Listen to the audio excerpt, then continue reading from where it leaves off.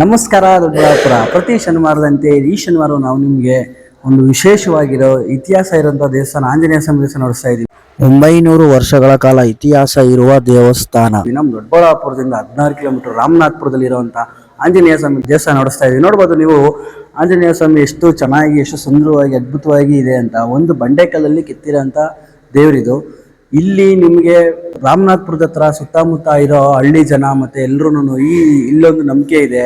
7:15 ಒಳಗಡೆ ಬೆಳಗಿನ ಜಾವ ಬಂದು ಇಲ್ಲಿ ಹೂವು ಕೇಳ್ತಾರೆ. ಅವರಲ್ಲಿ ಏನೇ ಕಷ್ಟ ಆಗಿರ್ಬೋದು, ಮತ್ತು ಅವರ ಜಮೀನಲ್ಲಿ ಬೋರ್ ಹಾಕ್ಸ್ಬೇಕಾದ್ರೆ ಸ್ವಾಮಿ ಹತ್ರ ಬಂದು ಹೂವು ಕೇಳ್ತಾರೆ. ಇಲ್ಲಿ ವಿಶೇಷವಾಗಿ ಗರುಡ್ ಮಾಸದಲ್ಲಿ ಮತ್ತು ಶ್ರಾವಣ ಮಾಸದಲ್ಲಿ ವಿಶೇಷವಾಗಿ ಪೂಜೆಗಳೆಲ್ಲ ಇರುತ್ತೆ. ನಮ್ಮ ದೊಡ್ಡಬಳ್ಳಾಪುರದಿಂದ ಬರೀ 16 ಕಿಲೋಮೀಟರ್ ರಾಮನಾಥಪುರ ಅಂತ ತುಂಬ ಸೊಗಸಾಗಿದೆ ದೇವಸ್ಥಾನ. 900 ವರ್ಷಗಳ ಕಾಲ ಹಳೆಯ ದೇವಸ್ಥಾನ. ನಾವು ನಿಮಗೆ ಗಿಡ್ಡಾಂಜನೇಯ ನೋಡಿಸಿದ್ದೀವಿ, ವೀರಾಂಜನೇಯ ನೋಡಿಸಿದ್ದೀವಿ, ಅಭಯ ಆಂಜನೇಯ ಸ್ವಾಮಿ ನೋಡಿಸಿದ್ದೀವಿ, ಹಾಗೆ ಪಂಚಮುಖಿ ಆಂಜನೇಯ ಸ್ವಾಮಿ ನೋಡಿಸಿದ್ದೀವಿ.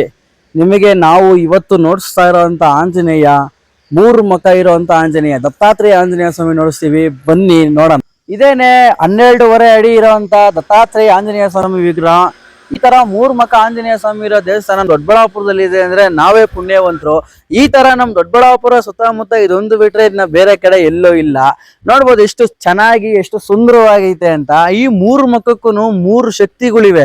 ಒಂದೊಂದು ಮುಖಕ್ಕೆ ಒಂದೊಂದು ಶಕ್ತಿ ಇದೆ. ಮುಂದೆ ಮುಖ ಬಂದು ಭಕ್ತಿ ಮತ್ತೆ ಶಕ್ತಿಯನ್ನು ಸೂಚಿಸುತ್ತದೆ.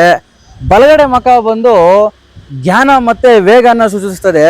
ಎಡಗಡೆ ಮುಖ ಬಂದು ಭಯ ಮತ್ತೆ ರಕ್ಷಣೆ ಮತ್ತೆ ದುಷ್ಟಶಕ್ತಿಗಳನ್ನು ಸಂಹಾರ ಮಾಡೋದನ್ನ ಸೂಚನೆ ಕೊಡುತ್ತೆ. ಕುಂದಾನ ಹೋಬಳಿ ರಾಮನಾಥಪುರ ಗ್ರಾಮಕ್ಕೆ ಸೇರಿದ ಪುರಾತನ ಕಾಲದಿಂದಲೂ ಆಂಜನೇಯ ಸ್ವಾಮಿ ನೆಲೆಸಿರ್ತಾನೆ. ಇಲ್ಲಿ ತಲೆಮಾರುಗಳಿಂದ ಪೂಜಾ ಕೈಂಕರ್ಯಗಳನ್ನು ಮಾಡಿಕೊಂಡು ಬರ್ತಾ ಇದ್ದೇವೆ.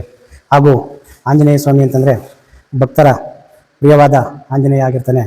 ಹಾಗೂ ಇಲ್ಲಿ ಪ್ರತಿ ವಾರ ಅಭಿಷೇಕ ಮತ್ತು ಇನ್ನಿತರ ಧನುರ್ಮಾಸ, ಶ್ರಾವಣ ಮಾಸದಲ್ಲಿ ಭಕ್ತಾದಿಗಳು ತುಂಬ ಜನ ದೇವಸ್ಥಾನ ತುಂಬ ಇರ್ತಾರೆ.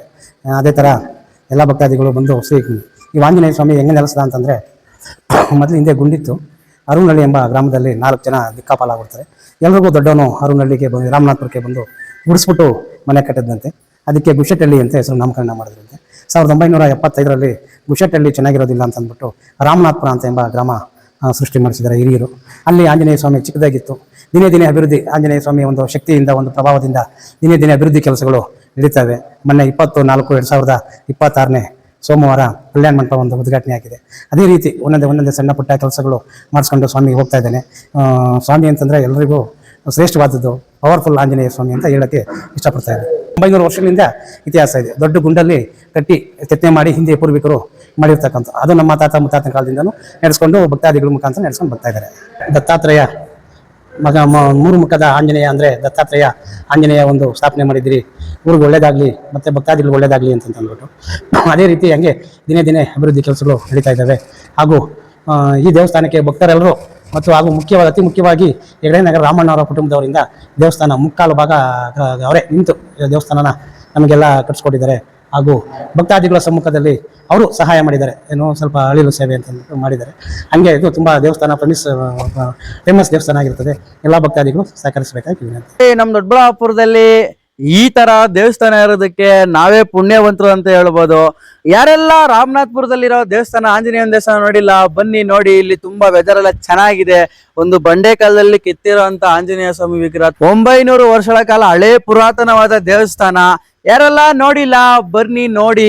ಬೆಟ್ಟ ಗುಟ್ಟ ಮತ್ತೆ ಮಧ್ಯದಲ್ಲಿರುವಂತಹ ದೇವಸ್ಥಾನ ತುಂಬಾ ಚೆನ್ನಾಗಿದೆ. ಬಂದ್ ನೋಡಿ. ಎಲ್ಲರಿಗೂ ಒಳ್ಳೇದಾಗ್ಲಿ. ಜೈ ಆಂಜನೇಯ.